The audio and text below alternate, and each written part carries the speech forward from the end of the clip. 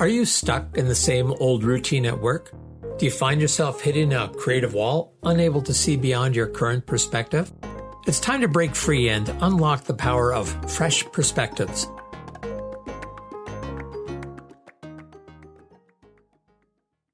David Gouthro here with Discover Fresh Perspectives, and today I'm here with Denis Boudreau. And I was just talking to Denis a couple of moments ago, and he was talking about how he just gone through a relationship breakup after many years, and you wouldn't believe the sort of the light in his eyes about the changes that it's brought about. So first of all, Denis, welcome. Thank you.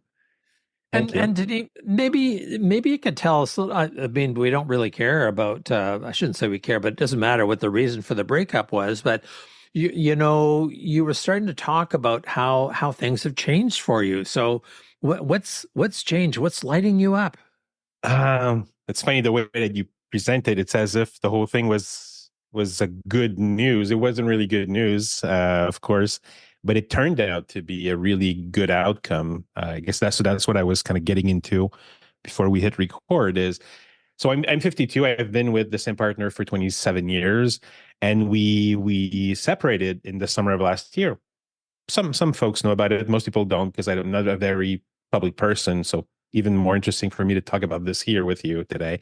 Yeah. But so yeah, 27 years, and I'm 52. So half my life was spent with that person, basically. So it's a big deal. 3 kids, a dog, a house, like the whole thing. And overnight, we just, wake up and realize that we don't have a lot in common anymore.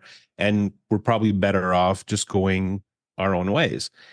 And what I found out was that I'd never really had to ask myself who I was outside of work. I mean, everything else had been pretty much decided for me. I mean, we have 3 kids, so I became a father. We had this partnership, so I became a partner in that relationship with my ex. And we had a house pretty early on, so responsibilities, like all these things came together. And it had never really occurred to me that in my adult life, I had not been single for more than like 6 months around the age of 24. That was it. And my entire adult life was spent with someone. So wake up in the morning in June of 2023, and all of a sudden, single and having to redefine what my life is, and realizing that I actually don't know who this guy is. Like, I have no idea. Like, I never really had to ask myself those questions. And I discovered over the last 6 months or so, as I sort of reorganized my life and moved to this new place that I'm in now, and making changes in a lot of different areas of my life, for things that I was like, now's the time to clean this up. Like, I don't want to do this anymore. Or I never really was into that thing. I'm going to stop doing that. And just having more time for myself, because my kids are coming in and out, like where we have they're either here or at their mothers. So, I mean, I have some time on my hands that I didn't have before. So discovering a bunch of things about myself, and discovering that you can actually enjoy doing the dishes in the evening before you go to bed, because it's enjoyable to wake up in the morning with a clean place. Never really thought about that before. We were just doing stuff, or doing my bed in the morning. Like, I picked that up a couple of months ago because my kid is doing it. I was like, feels kind of awkward not to do my own bed if my kid is doing his bed at 15. So stuff like that, which basically got me to realize that I had an amazing opportunity to basically reset my entire life. Like, I do a hard reset on pretty much everything except, my kids, at the age of 52, and realizing I probably got another good 30 some years ahead of me, at least. And 30, 40 years, maybe even, I don't know. But a lot of things were possible as a result of that. So I'm in the process of sort of digesting what that really means, and making decisions about what I want to do and what I care about, which is something that I think adds sort of, I put a lid on that years ago, just because, life was what it was. I mean, we were just going with the flow with everything. And all of a sudden, it feels very exciting to just realize that everything's possible.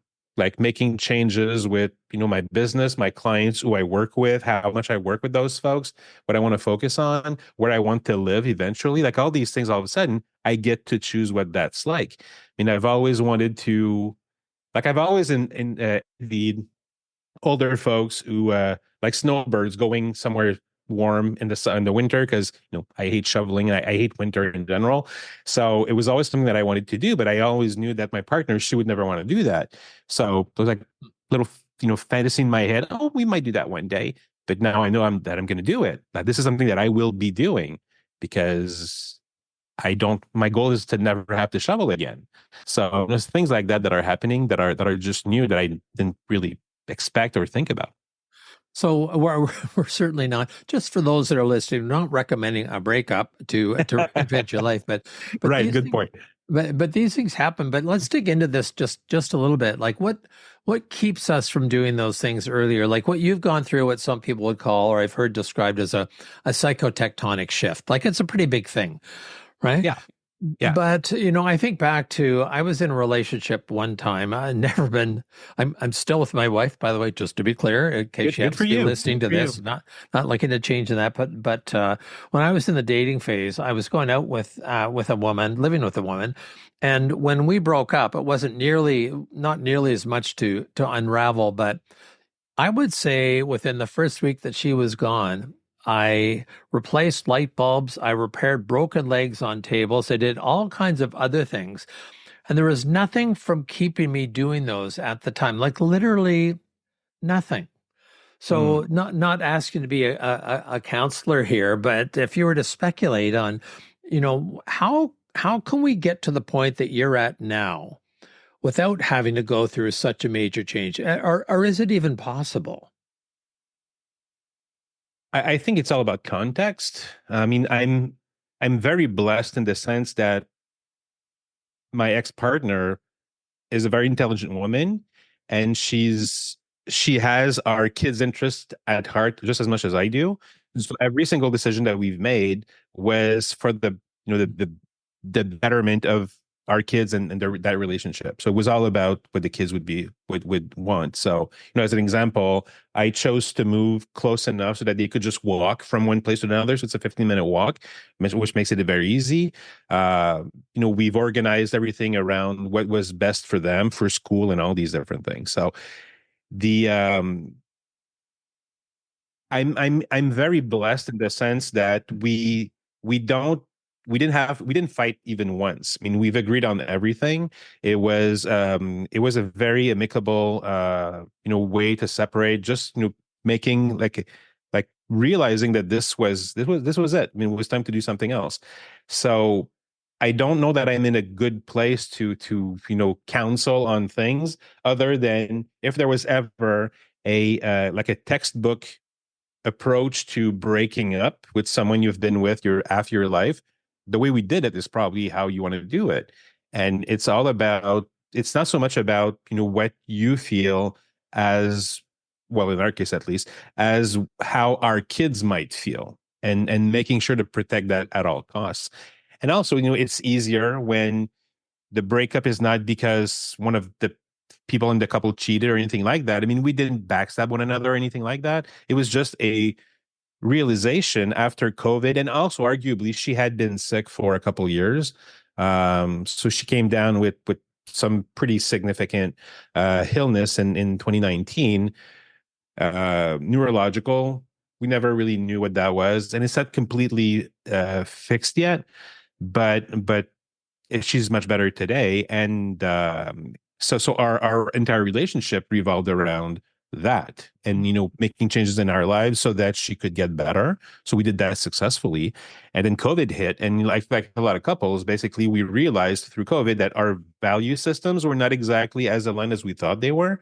And through the evolution of her sickness and the pandemic and all of these things, at some point we just started drifting apart. And so very lucky in that sense that none of the things that would have been damaging, or that would have created some kind of frustration on her end or my end, never really happened. So it just it's just easier that in that sense for sure. I mean, everything's about the kids, like I said, and once the kids are settled, and we know that we have each other's backs, but we're now doing our own thing, all that's left to do is try to figure out, so what am I doing? Like, and I'm sure she does the same thing on her end, but I mean, what am I doing? What am I choosing to do moving forward to make this life that I have now even more fulfilling for myself? Because very selfishly, I can spend more time thinking about that today than I ever could before. So So, I mean, it sounds like it was a very responsible breakup, and I wish more people, did that with keeping the best interest of kids and things in mind, and not having to try to go forward carrying a whole, burden of guilt. So, yeah. when you think about, when you think about the different things that are the possibilities that are opening up to you, what are some of the things that you're considering? Like, I know that your inclusiveness is a really big focus of your work. How, if at all, is that changing, or maybe the way you go about dealing with it? Well, one of the great things about my situation is that I have more time than I ever did to dedicate to work if I want to. So, of course, I do some of that.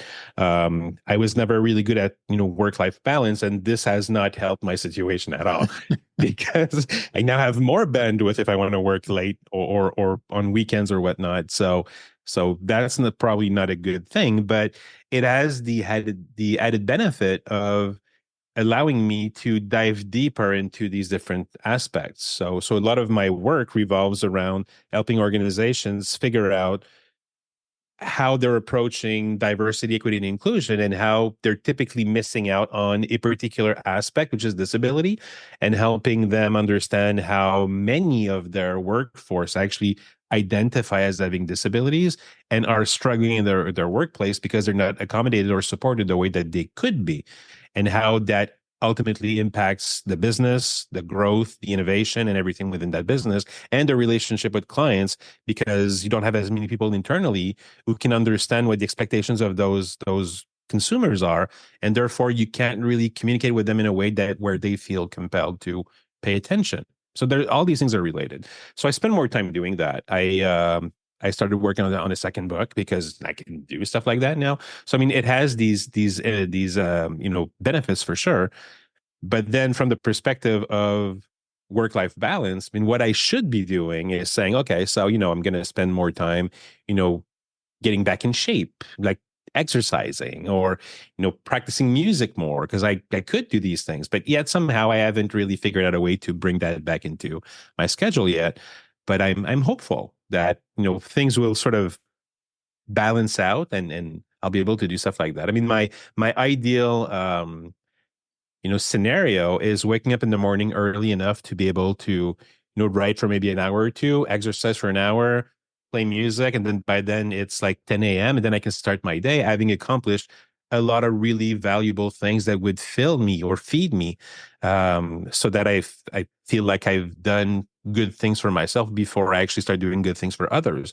It's pretty hard to serve others well when you don't, feed yourself first. And I feel like I could do a better job at something like that, for instance. So true. So let me dive into a couple of things. So music. What do you play? I don't play anything really. Oh, I've owned bass guitars for 30 years, and at some point I was not too bad, but I mean I've always wanted to get a lot better at it. I'm not really good. I know a few things, but nothing to make me want to go on a stage and actually perform. Definitely not. Um, and it's kind of funny because what is it, the Buena Vista Social Club, something like that? There's this band of like seniors back then I think they were like 70 or 80 years old, and the band was still playing, and I don't know if they're still around today. They might not be, but I remember very clearly many times in my life thinking, okay, so maybe I was 40, say, for instance, thinking, okay, so if I started today, by the time I'm old as they are, I'd be playing for 40 years. I'd probably be good by then. So it's very inspiring when you see that, like, or when you see folks who are hitting the gym and they're in their 70s or 80s, and they do their little routine, and or I've done a lot of martial arts in the past. Like in my 20s, I've done a lot of martial arts between the age of 20 and maybe 30, 32. And I've always admired, people that were in their 60s, 70s, and 80s still going to the dojo and practicing and mastering their craft and all that. And even though the body doesn't follow as much as it used to, I mean, the discipline and the commitment to that particular art form is incredibly beautiful to me. So being able to find a way to get back to that is what I'd like to do. But the problem that I have is while my body's 52, my head is still like 20, like 18 or 20. So I can't keep up with other people that are that age. And that's super frustrating for me. So there's a lot of ego going in there that I have to work through. And I'm hoping to do that pretty soon so that I can finally move into this space and dedicate more of my energy to stuff like that. One of the things I've heard from some of my friends who are approximately the same age is that they've started going back and doing things rather than comparing themselves to the way they used to be and should be able to do. They just do it because they love it. And music is one of those areas in particular where one of my friends went back about even maybe a little bit older than you with a group that he played with in high school and is loving it. Now, if you were to say, is that the kind of music that I would like to go and hear from a quality perspective? Probably not, but they're doing it just because they enjoy it, because they love it. And, the opportunity to do that with music and martial arts starting slowly, because we don't, as you don't recover quite as quickly, Denis. Oh, I know. I'm very much aware. But those are great opportunities and possibilities for you. Now, you mentioned, like a lot of people talk about DEI, and you focus specifically on, well, today on disability. So, what's your particular passion around that, and how is the way that you work with that, if at all, going to change now that you have more time and more freedom on your hands? Well, it's a long journey for me with disability. Unlike most people, I didn't come to disability awareness because I had a disability that really had an impact in my life. I have some disabilities. I'm colorblind, so it's not a big deal, but colors are weird for me. Certainly, at a minimum, they're weird. I can't trust my own judgment when it comes to colors and being able to name them for the most part. But I never really identified as someone being disabled because of that. I'm also somewhere on the autistic spectrum, pretty sure autism spectrum. So there's some of that. There might be a little bit of ADHD going on. I mean, I have some special perks for sure. But those were never the trigger for me being in that field. What really happened was that, so I come from a background of web design, web development. For the last 25-ish years, 27 years or so, I've been doing that. And very early on, the summer of 2000, I was a lead for my team. We were building websites for organizations in Montreal. And we had just won a bid for an hospital website that needed to be designed. And the bid was asking for a website that blind people could use because they had a wing in that hospital for people with eye trauma. So they wanted those folks to be able to access the information, and nobody really knew what to do. So they figured, we'll ask Denis if he has an idea of what that was. And I didn't have any idea either. I mean, that was completely new to me. But I did some research, found a couple of resources online, and started digging into that thing. And I've always been someone who communicates information with others and sort of bounces ideas off of each other. So on our intranet, I was just sharing my findings as I was going through the process of figuring this out. And I decided at some point to just put that stuff online. So that was blogging before blogs, basically. So we're talking 2000. Blogs really started around 2002 or so. So maybe 2 years before blogs, that was happening. And then to my surprise, I started getting emails from people that I didn't know. And they were saying, well, I'm blind, or I'm deaf, and what you said there, that's really good, or what you said wasn't exactly accurate. You should be looking at it this way and this or that. And a lot of those folks became my friends. Some of them I've never met in person, obviously, because the web being the web, but a lot of them were actually in Montreal, where I live. So I got to meet those folks. A lot of them became friends. And as they became friends, this whole idea of creating accessible website was no longer just a job, it became very personal. I could see what difference I was making in other people's lives by actually doing this. So fast forward 25, 24, 25 years, and we're here today. And that's all I do. And that's all I've been doing for the last, 15, 18 years, is just help organizations figure out how they can communicate more inclusively with people. And through that, through my own journey through that, discovered a lot more, learned a lot more about disabilities, neurodiversity, and all these different things, and realized that, oh, some of that applies to me also. Some of that applies to most people, yet we don't really know. And it just gave purpose to my life. Basically, just gave purpose to the work that I do. It was no longer just creating another website. It was actually making people and like empowering people to be able to autonomously go about their day without having to depend on other people to do things on their behalf. And that was it. I mean, that's my motivation, is just change the world in that sense. One website at a time, one web page at a time, one document at a time, one blog post at a time, whatever you want to call it.